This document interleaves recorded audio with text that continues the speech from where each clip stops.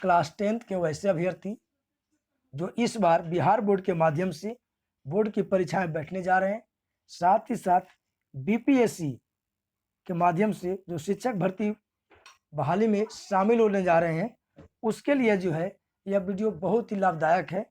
क्योंकि यह वीडियो लाभदायक इसलिए कि यह एससीईआरटी का निचोड़ है और टॉप जो है 30 प्रश्नों को शामिल किया गया है। और बिल्कुल जो है यह टॉप 30 प्रश्न जो है आपको परीक्षा के हिसाब से, चाहे वह बिहार बोर्ड के अभ्यर्थी हो या आपको बीपीएससी के माध्यम से जो शिक्षक भर्ती होने वाली है उसके अभ्यर्थी हो, दोनों के लिए बहुत ही लाभदायक होगा। तो नमस्कार साथियों, मैं अमृत और आप देखना शुरू कर चुके हैं अवर मिशन।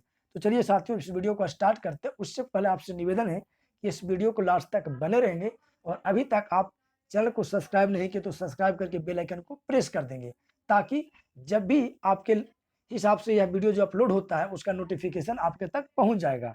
तो चलिए साथियों, एक एक करके उन 300 प्रश्नों को देखते हैं जो आपको पूर्ण रूप से जो है आपको बीटीसीबी की किताब से निचोड़ लिया गया, टॉप 30 प्रश्नों को शामिल किया गया है। तो प्रश्न के साथ साथ उत्तर को मैं पढ़ते जाऊंगा, आप जो है कॉपी क्रम निकाल के हो सके तो नोट करते जाए। और इसका पीडीएफ जो है इस वीडियो को लास्ट में जैसे समाप्त होगा उसके डिस्क्रिप्शन में जाएंगे, वहां से आप उसका पीडीएफ डाउनलोड कर सकते हैं। तो चलिए सब, तो बिना कर देर किए हुए वीडियो को स्टार्ट करते हैं। पहला प्रश्न है कि जर्मनी रानी राज का निर्माण किसने किया था? तो इसका उत्तर होगा नेपोलियन बोनापार्ट। नेपोलियन बोनापार्ट के द्वारा जो है जर्मनी रानी राज की स्थापना की गई थी। दूसरा प्रश्न जो है कि जाल बेरिन कैसी संस्था थी, यानी कि जाल बेरिन किसकी संस्था या किन लोगों की संस्था थी? तो इसका उत्तर होगा व्यापारियों की, यानी जाल बेरिन एक प्रकार की संस्था थी और यह संस्था जो है व्यापारियों की थी। अगला प्रश्न जो है प्रश्न संख्या 3, यह जो है लेनिन की मृत्यु कब हुई थी? बहुत ही इंपॉर्टेंट प्रश्न है। तो इसका उत्तर होगा 1924 में, 1924 में जो है लेनिन की मृत्यु हुई थी। अगला प्रश्न संख्या 4 देखेंगे कि सेडान का युद्ध किनके बीच हुआ था? तो याद रखिएगा, फ्रांस और प्रसा। सेडान का युद्ध किनके बीच हुआ था? तो फ्रांस और फ्रांसा के बीच हुआ था। नेक्स्ट जो 5वां नंबर प्रश्न है,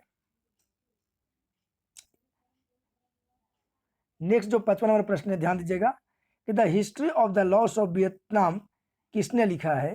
तो याद रखिएगा, इसका जो उत्तर होगा फॉन बो चाओ, यानी कि the history of the loss of Vietnam नामक पुस्तक जो है किसने लिखा है? तो फान बोई चाओ। यह जो कि इतिहास के सभी चैप्टरों से निचोड़ लिया गया है। अगला जो प्रश्न है कि जापान ने हिंद चीन पर कब अधिकार जमा लिया था? यानी जापान देश जो है हिंद चीन पर कब अधिकार जमा लिया था? तो इसका उत्तर होगा 1940 में। 1940 में जो है जापान ने हिंद चीन पर अधिकार जमा लिया था। अगला प्रश्न जो है 7वां नंबर प्रश्न, और यह जो है परीक्षा के पॉइंट ऑफ व्यू से बहुत ही इंपॉर्टेंट है, कई बार एग्जाम में पूछे गए हैं और आगे भी परीक्षा में आने की पूरी संभावना है। गद्दर पार्टी की स्थापना किसने और कब की? तो याद रखिएगा, गद्दर पार्टी की स्थापना लाला हरदयाल ने 1913 ईस्वी में सैन फ्रांसिस्को में किया था। कहाँ किया था? तो सैन फ्रांसिस्को में लाला हरदयाल ने 1913 ईस्वी में गद्दर पार्टी की स्थापना। अगला जो प्रश्न है प्रश्न संख्या 8, इसमें है कि सबसे पहली भूमिगत रेल कब बनी? यानी जो अंडरग्राउंड रेल जो आपके जिसको मेट्रो सेवा कहते हैं, तो सबसे पहले भूमिगत रेल कब बनी? तो इसका उत्तर होगा 1863 में। कब हुआ था? तो 1863 में, जिसको हम लोग मेट्रो के नाम से जानते हैं। अगला जो प्रश्न है प्रश्न संख्या 9, और यह भी जो है बहुत ही इंपॉर्टेंट प्रश्न है कि फॉरवर्ड ब्लॉक की स्थापना किसने की थी? फॉरवर्ड ब्लॉक एक प्रकार का संगठन है, इसकी स्थापना सुभाष चंद्र बोस ने किया था। तो फॉरवर्ड ब्लॉक की स्थापना किसने किया? तो सुभाष चंद्र बोस ने किए थे। अगला जो प्रश्न 10 है, इसमें कि लखनऊ समझौता किस वर्ष हुआ? तो लखनऊ समझौता 1916 में, 1916 में लखनऊ समझौता हुआ। प्रश्न संख्या 11 को देखते हैं, और यह भी जो है आप किताब पढ़े होंगे तो याद रखिए ऐसा प्रश्न आते होंगे एग्जाम और पॉइंट ऑफ व्यू से बहुत ही इंपॉर्टेंट है, चाहे वह बीपीएससी की माध्यम से जो बिहार शिक्षक भर्ती होने वाली है, या 1 to 5 के शिक्षक का भर्ती हो, या 10, 9, 10 या 11, 12 के लिए, उनके लिए जो है सामाजिक विज्ञान के जो शिक्षक बनने जा रहे हैं उनके लिए बहुत ही इंपॉर्टेंट है कि अगला प्रश्न जो है, समाजवादियों की बाइबिल किसे कहा जाता है? समाजवादियों की बाइबिल किसे कहा जाता है? तो याद रखिएगा दास कैपिटल को। और दास कैपिटल नामक पुस्तक किसने लिखा है? तो कार्ल मार्क्स ने। कार्ल मार्क्स कहाँ के रहने वाले थे? तो जर्मनी के रहने वाले थे। कार्ल मार्क्स कहाँ के रहने वाले थे? जर्मनी के। और उनके द्वारा जो है दास कैपिटल नामक पुस्तक लिखा गया है, और समाजवादियों की बाइबिल इसी पुस्तक को कहा जाता है, दास कैपिटल को। अगला जो प्रश्न है, प्रश्न संख्या 12, कि जार निकोलस द्वितीय की पत्नी जेरिना किस देश की राजकुमारी थी? यानी कि जार निकोलस द्वितीय की पत्नी का नाम था जेरिना, आखिर वह किस देश की राजकुमारी थी? तो आपको उत्तर होगा जर्मनी। क्या उत्तर होगा? जर्मनी। अगला जो प्रश्न है 13, और यह प्रश्न से आप पहले से भी रूरू जानते होंगे, अगर ना भी जानते हैं तो आज जान जाइए, यह एग्जाम पॉइंट ऑफ व्यू से बहुत ही इंपॉर्टेंट है। वेदों की ओर लौटो, वेदों की ओर लौटो। तो इसका उत्तर होगा, यह जो नारा किसने दिया था? तो यह जो भारतीय इतिहासकार में आप इन व्यक्ति के बारे में जरूर नाम सुने होंगे, और इनका नाम है स्वामी दयानंद सरस्वती।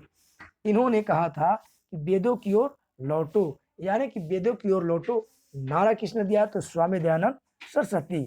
नेक्स्ट प्रश्न, प्रश्न संख्या 14 देखेंगे कि सीमांत गांधी के नाम से किसे पुकारा जाता है, या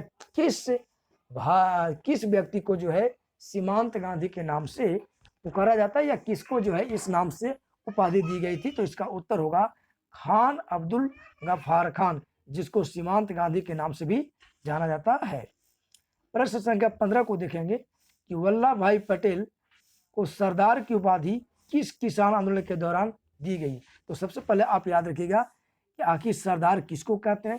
तो सरदार जो है, सरदार वल्लभ भाई पटेल को सरदार की उपाधि दी गई थी। उसको पूरा नाम, उनका नाम था वल्लभ भाई पटेल।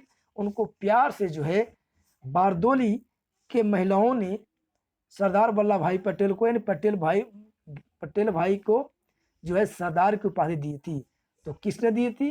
तो किसान आंदोलन के बारदोली के महिलाओं ने जो है वल्लभ भाई पटेल को प्यार से सरदार की उपाधि दी थी।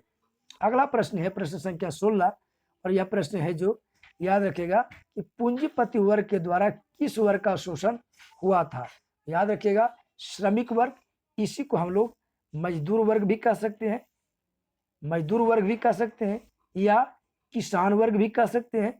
और इन्हीं वर्ग को जो है पूंजीपति वर्ग जो है उन्होंने शोषण किया था। जब आप क्लास 10 की चैप्टर नंबर 2 समाजवाद और साम्यवाद टॉपिक पढ़िएगा, उसमें जो है आपको देखा गया है कि समाजवाद के द्वारा जो है 2 वर्गों में बांटा गया था, एक पूंजीपति वर्ग और दूसरा जो है श्रमिक वर्ग।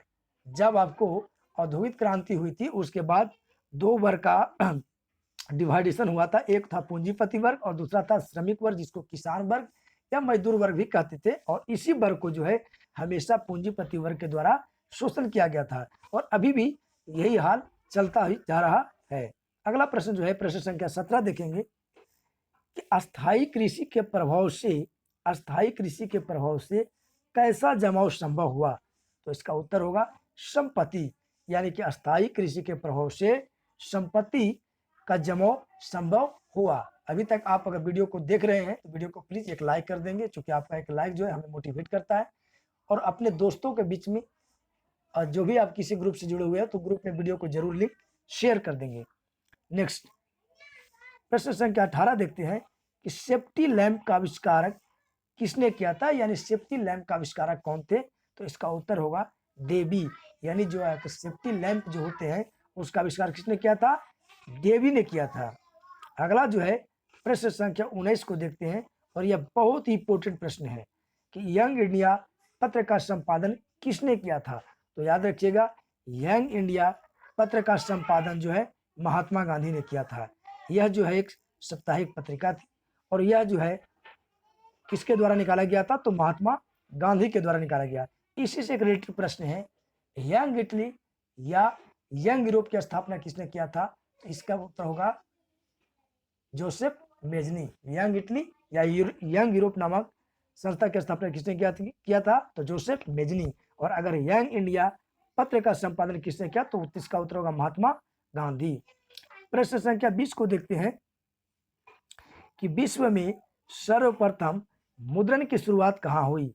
यह जो हम लोग पैसे यूज करते हैं, जैसे 10 रुपया, 20 रुपया या 100 रुपया जो भी है, तो इसका मुद्रण कहाँ शुरू हुआ? सबसे पहले तो चीन में। सबसे पहले कहाँ शुरू हुआ? चीन में, जिसको हम लोग बोलचाल की भाषा में चाइना भी कहते हैं। अगला प्रश्न संख्या 21 को देखते हैं कि अमेरिका का खोज किसने किया? जिसको पहले यूएसए के नाम से जाना जाता था, United state of America, USA, जिसको हिंदी में संयुक्त राज्य अमेरिका कहते थे। आखिर उसकी खोज किसने किया है? तो उसका खोज कोलंबस ने किया था। ठीक है, अमेरिका की खोज कोलंबस ने, और भारत की खोज क्या है? तो वास्को डी गामा। अगर भारत की खोज बोलेंगे तो इसका उत्तर हो जाएगा वास्को डी गामा, और अमेरिका की खोज कोलंबस। अगला प्रश्न है प्रश्न संख्या 22 कि गिरमिटिया किसे कहते हैं? गिरमिटिया किसे कहा जाता है? तो इसका उत्तर होगा अनुबंधित मजदूर। गिरमिटिया किसे कहा जाता है? अनुबंधित मजदूर, यानी कि जो अनुबंधित मजदूर होते हैं उसको गिरमिटिया की भाषा के द्वारा उसको उपयोग करते हैं, बोलचाल की भाषा में उसका उपयोग करते हैं। प्रश्न संख्या 23 देखते हैं कि गिरमिटिया मजदूर बिहार के किस क्षेत्र से भेजे जाते थे? जब इंग्लैंड में औद्योगिक क्रांति हो रही थी तो बिहार के कई हिस्सों से यहाँ से मजदूरों को जो है जबरदस्ती पानी के जहाज में भर भर के और उसको जो है इंग्लैंड भेजा जाता था। यहाँ के जो जमींदार थे, इंग्लैंड के माध्यम से जमींदारों से मजदूरों की मांगी गई संख्या, और यहाँ के जमींदार जो है मजदूरों को जो है पानी वाली जहाज पर भर भर के, और उसको एक नियत मजदूरी भी नहीं दी जाती थी और उसको इंग्लैंड भेजा जाता था। उसी मजदूर को जो है गिरमिटिया मजदूर कहते थे। और यह जो है बिहार के किस क्षेत्र से अधिकांश रूप से भेजे जाते थे? तो पश्चिमी क्षेत्र से। यह जो मजदूर जाते थे इसको ज्यादातर कहाँ क्षेत्र से? पश्चिमी क्षेत्र से। प्रश्न संख्या 24 को देखते हैं कि प्राचीन काल में किस स्थल मार्ग से एशिया और यूरोप का व्यापार होता था? यानी कि प्राचीन काल में जो है किस स्थल मार्ग से एशिया और यूरोप का व्यापार होता था? तो याद रखिए उसका उत्तर होगा रेशम मार्ग।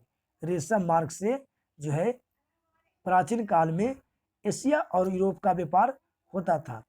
प्रश्न संख्या 25 को देखते हैं, किस प्रसिद्ध दार्शनिक ने एक अदालत लगाकर अमेरिका को युद्ध के लिए दोषी करार दिया? यानी कि किस प्रसिद्ध दार्शनिक जो है एक अदालत लगाकर अमेरिका को युद्ध के लिए, जो युद्ध किया था उसके लिए दोषी करार दिया? तो इसका उत्तर होगा रसेल। क्या उत्तर होगा? रसेल। नेक्स्ट प्रश्न संख्या 26 को देखते हैं कि समाजवादी शासन का पहला प्रयोग कहाँ हुआ था? तो इसका राइट आंसर होगा रूस। यानी कि समाजवादी शासन का पहला प्रयोग किस देश में हुआ था? तो इसका उत्तर होगा रूस। प्रश्न संख्या 30 को देखते हैं, 27 कि लाल सेना का गठन किसने किया था?